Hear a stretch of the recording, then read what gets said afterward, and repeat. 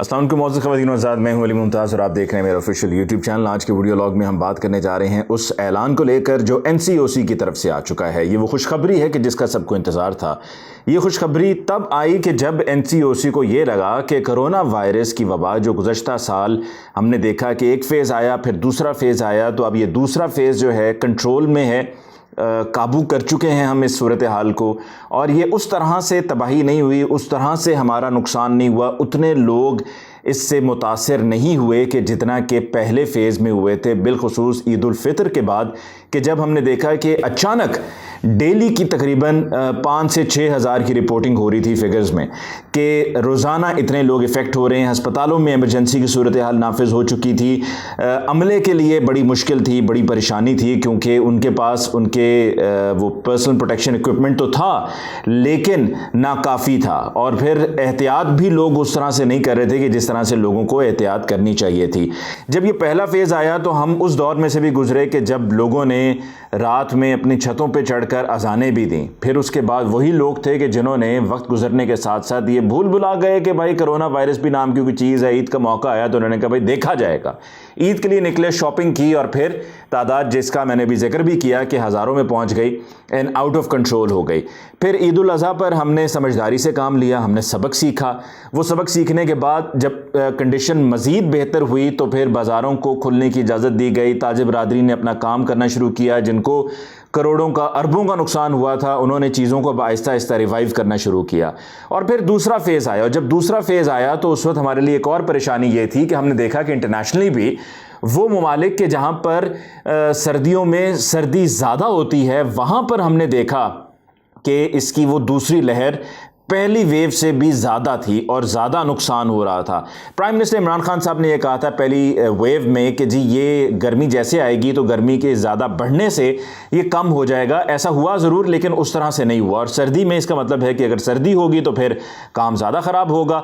तो दूसरी वेव के आने पर स्कूल्स, कॉलेज, यूनिवर्सिटी सब बंद कर दिया गया। कारोबारी मराकज़ पर पाबंदियाँ लगा दी गई। शादियों में, सिनेमा घरों पर पाबंदी लगा दी गई। शादियों का कह दिया गया कि अंदर हॉल्स में शादी नहीं होंगी। जिसने भी शादी की तकरीब करनी है तो उसको बाहर आउटडोर रखा जाएगा। तादाद जो लोग शरीक होंगे उसकी लिमिटेड होगी। हर किसी को मास्क पहनना होगा। मास्क के बगैर कोई इवेंट नहीं हो सकता।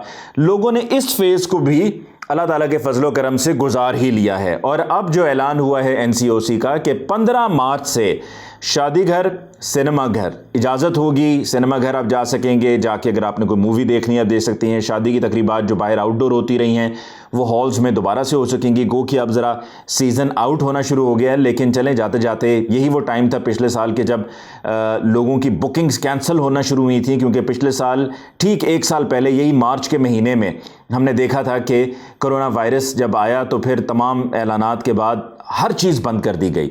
तो अब मार्च ही में आखिरी ये जो फेज़ होगा उसमें सिनेमा घर के साथ साथ शादी हॉल्स के जो मालकान हैं, जो इवेंट के केटरर्स हैं, जो डेकोरेटर्स हैं, वो उससे फ़ायदा उठा सकेंगे और अपना कुछ मज़ीद नुकसान जो उनका हुआ था पिछले साल उसको वो पूरा कर सकेंगे। दूसरी तरफ रेस्टोरेंट्स के लिए इजाज़त दे दी गई है कि 15 मार्च से जो आउटडोर डाइनिंग की इजाज़त थी वो अब इंडोर डाइनिंग की एक बार फिर इजाज़त बहाल कर दी गई है।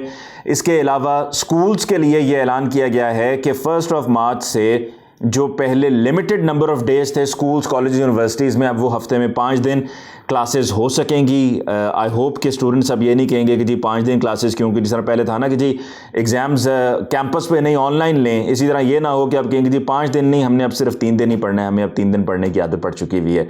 सो ये वो इजाज़त है जो NCOC की तरफ से आई है। लेकिन इसके साथ बहुत बड़ा लेकिन, और वो लेकिन ये है कि हमें एहतियात अपनी जारी रखनी है। जो कोविड से बचाव के लिए एहतियाती तदाबीर हैं उनको इख्तियार किए रखना है।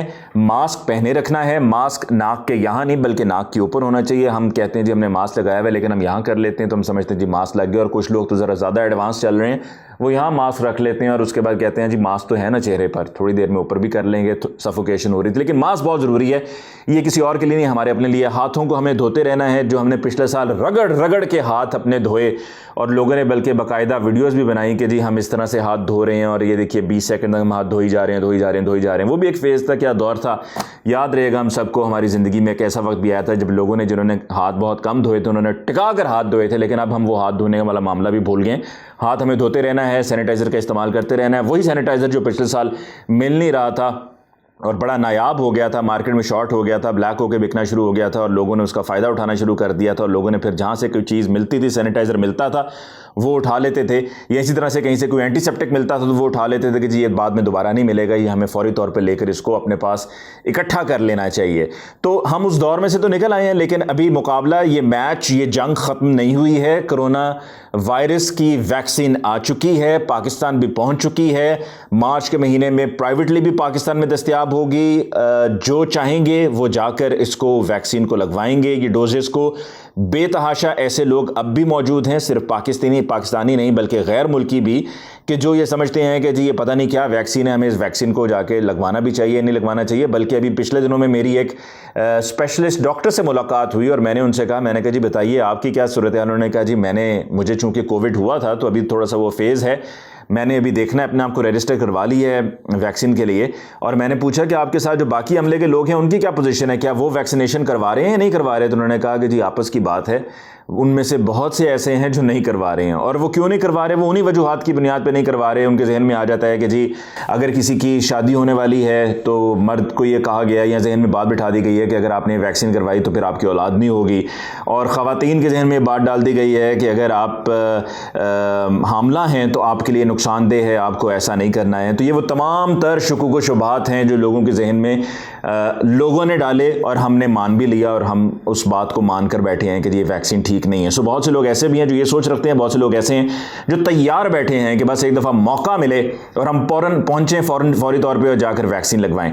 तो कोरोना वायरस के खिलाफ जो हमारी जंग है ये जारी है। एनसीओसी की ये अच्छी खबर है जिसका ऐलान हुआ है, रेस्टोरेंट्स 15 मार्च से खुल जाएंगे, इंडोर डाइनिंग होगी, शादी घर, सिनेमा घर, स्कूल्स, और हाँ पीएसएल के मैचेस के जिसमें पाबंदी थी कि जी आपको सिर्फ 25% लोग जा सकते हैं, वो भी तादाद बढ़ा के 50% पे लाई जा चुकी है। और जो प्ले ऑफ्स हैं उसमें और भी ज़्यादा लोगों के आने की इजाज़त होगी। तो ये भी एक खुशखबरी है कि जो शायकीन क्रिकेट पिछले साल प्ले ऑफ्स की स्टेज पे महरूम हो गए थे ग्राउंड में जाके, स्टेडियम में जाके मैचेस देखने से, उनको अब ये सहूलत दोबारा से मिलेगी कि वो जाकर इन प्ले ऑफ मैचेस को स्टेडियम में देख सकेंगे और अपने दोस्तों के साथ एंजॉय कर सकेंगे, लेकिन वो तमाम एसओपीज़ के साथ जो एसओपीज़ हुकूमत पाकिस्तान की तरफ से कही गई हैं। मुझे मुमताज़ को आज के वीडियो लॉग से दीजिए इजाज़त। इंशाल्लाह एक और वीडियो लॉग के साथ जल्द आपकी खिदमत में हाजिर हूँगा। दीजिए इजाज़त, अल्लाह ने के बाद।